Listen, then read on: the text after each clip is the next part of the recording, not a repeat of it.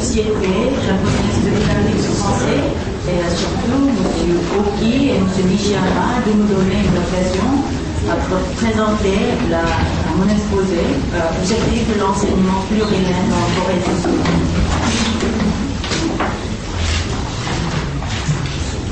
Ma présentation est composée de 3 parties, comme vous voyez bien. Approche théorique et analyse le curriculum des langues en Corée et quelques propositions pour le nouveau curriculum des langues en Corée. Et tout d'abord, je vais faire une comparaison entre multilinguisme et plurilinguisme. Je ne veux pas perdre le temps parce qu'on a déjà discuté sur ce sujet depuis avant-hier. Multilinguisme, la connaissance d'un certain nombre de langues ou la coexistence de langues différentes dans une société donnée. Et plurilinguisme, l'expérience langagière d'un individu dans son contexte culturel. Cette fois, je vous présente le plurilinguisme comme compétence et le plurilinguisme comme valeur. C'est plurilinguisme comme compétence, la capacité intrinsèque de tout locuteur à employer et à apprendre seul ou par un enseignement plus d'une langue. Excusez-moi. Voilà.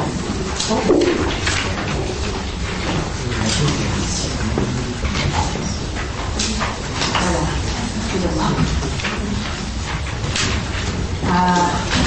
D'après CSR, la compétence à communiquer langagièrement et à interagir culturellement d'un acteur social qui possède, à des degrés divers, la maîtrise de plusieurs langues et l'expérience de plusieurs cultures. Tandis que le plurilinguisme comme valeur, c'est une valeur éducative fondant la tolérance linguistique, c'est-à-dire l'acceptation positive de cette diversité.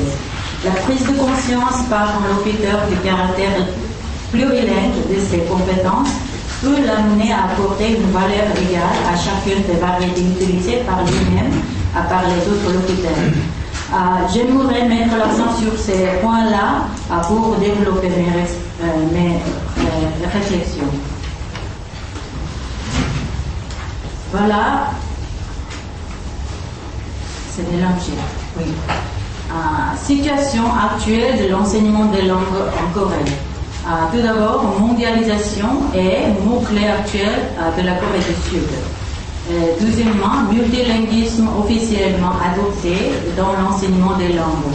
Parce qu'il y a 8 langues différentes enseignées en Corée actuellement. Les difficultés d'emprunter directement les politiques linguistiques européennes, c'est-à-dire la situation et l'évolution de l'utilisation de langues, sont très différentes entre l'Europe et la Corée. Je vous expliquerai en détail parce que tout le monde comprenne bien la situation. Je pense. Et ensuite, je vous montre l'horaire des langues définies dans le curriculum en Corée. Au niveau de l'école maternelle, on enseigne uniquement le coréen à partir de 4 ans. Et pour l'école primaire, il y a 2 langues, coréen et anglais. Pour coréen, 6 à 7 heures par semaine dès la première année et anglais 1 à 2 heures par semaine à partir de la 3e année. Au collège, 3 langues sont enseignées, coréen tout d'abord et anglais et une seconde langue étrangère.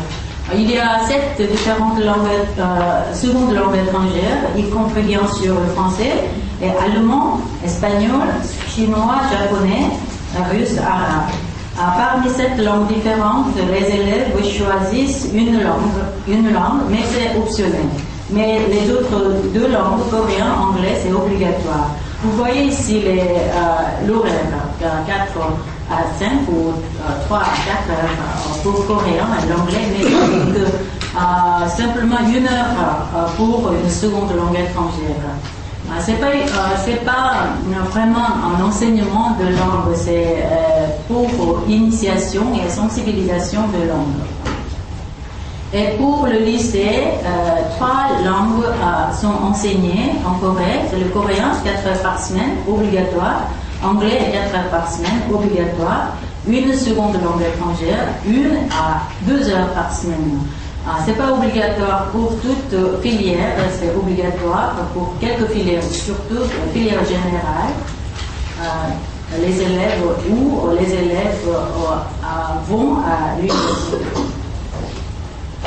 Et ensuite,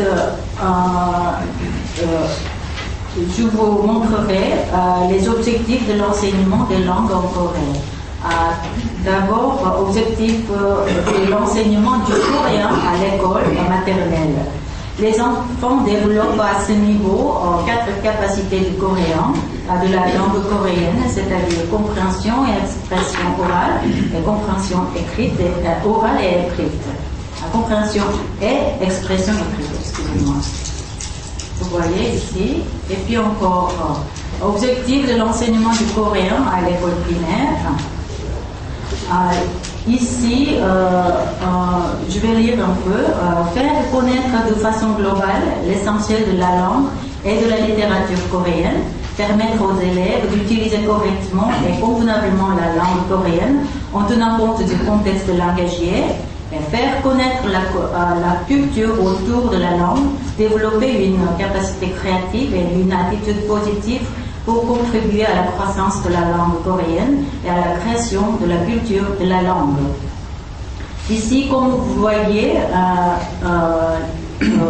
la culture ici est liée à la langue coréenne.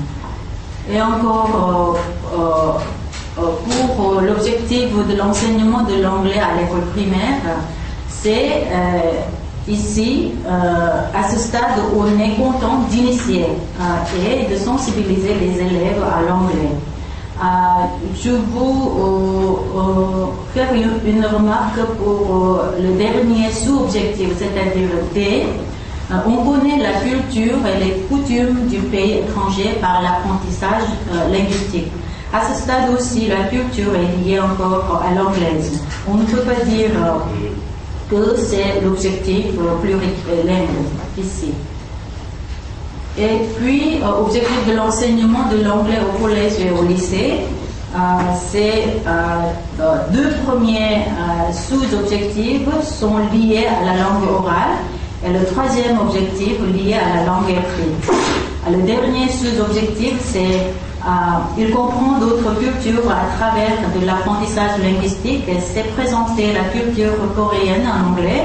Ici, c'est autre culture veut dire ici les cultures anglophones, pas uniquement la culture américaine. Nous avons remarqué ici quelques liens linguistiques et culturels des 2 langues, c'est-à-dire entre le coréen et l'anglais. D'après le dernier sous-objectif. Et pour l'objectif de l'enseignement de la seconde langue étrangère au lycée,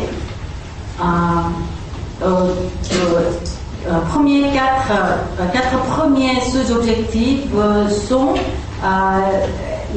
relèvent de la capacité, 4 capacités linguistiques. Et le 4e, 5e sous-objectif relève de l'objectif culturel.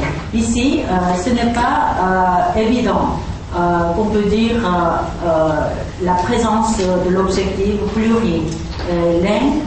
plurilingue et pluriculturel. Il comprend correctement la vie quotidienne en prenant en considération les caractéristiques culturelles dans les pays utilisateurs de la langue ciblée. C'est pas...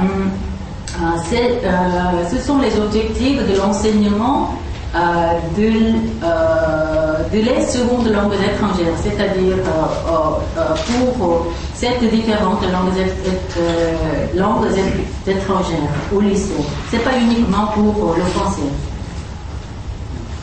Et pour avoir un bon modèle, je vous présente ici le cas du curriculum de la langue française au gymnase Honnes d'Allemagne.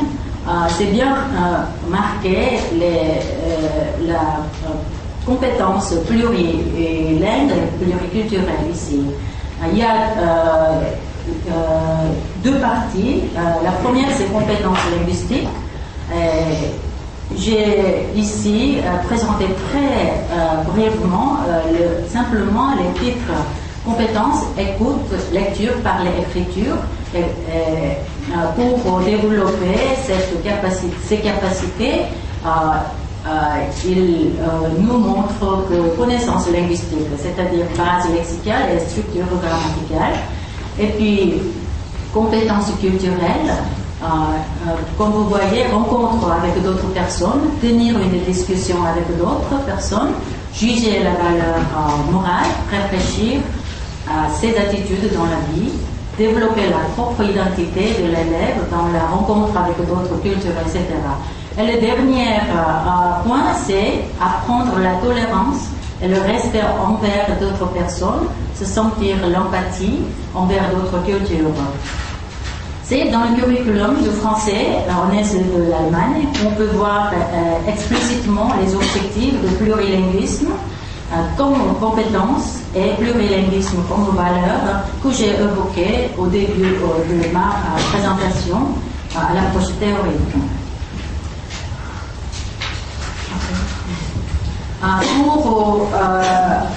J'aimerais conclure en soulignant quelques points suivants. Alors, qu'est-ce qu'on fait en Corée dans ce contexte? Tout d'abord, dans le curriculum de l'enseignement en Corée, les objectifs de point de vue plurilingue ne sont pas explicitement manifestés au niveau maternel, ni primaire, ni secondaire. Alors, si c'est nécessaire, c'est pas il est donc nécessaire, si c'est nécessaire, il faut interpréter de nouveau le plurilinguisme et l'éducation pluriculturelle proposée dans le CLCR pour les mieux adapter à la situation coréenne. Et puis, à l'instar des objectifs de la langue étrangère qui prennent en compte le plurilinguisme, comme ceux de la langue française, on est ceux de l'Allemagne, il faudrait rétablir les objectifs coréens des langues étrangères. Et pour la conclusion définitive, mais encore provisoire, la citation suivante pourra être prise pour conclusion de ma présentation. Pour ce qui est des textes officiels, il n'y a pas lieu de généraliser une mesure à portée à la fois symbolique et instrumentale. Rassembler en un même chapitre tous les textes relatifs aux langues, y compris à la majeure de scolarisation, et non les disjoindre en disciplines séparées. À l'année prochaine, nous allons développer le nouveau curriculum des langues en Corée. J'aimerais proposer le concept de plurilinguisme et pluriculturalisme en tenant compte des réflexions que j'ai faites aujourd'hui. Mais je ne suis pas très sûre que les autres concepteurs acceptent mes propositions, mais je vais peut-être les convaincre, je vais essayer de les convaincre. Et puis, je vous remercie de votre attention. Merci.